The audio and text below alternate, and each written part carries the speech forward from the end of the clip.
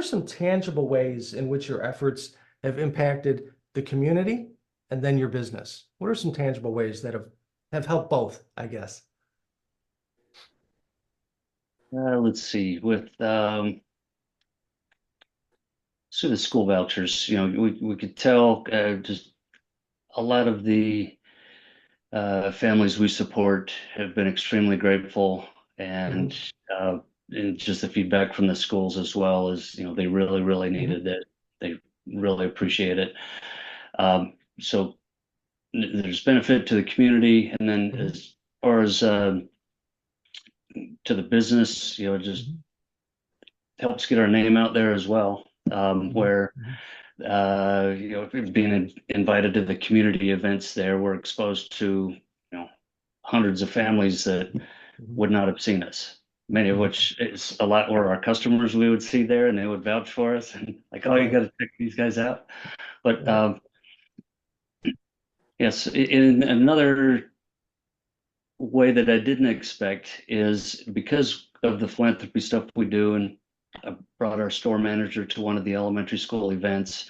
She Hmm. and others on our team have pulled us aside, my wife and I, and just said, "Hey, I know some people think Laundromat's a laundromat, but we're proud to work here.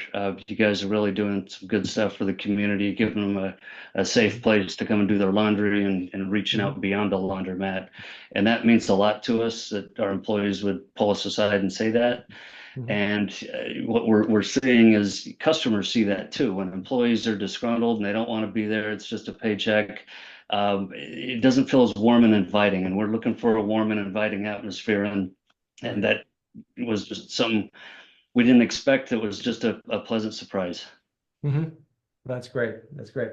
Brian, how about yourself? What type of tangible benefits have you seen from your outreach efforts? Well, very beneficial. It's nice to see when people are coming back and telling you that, hey, you're really making an impact.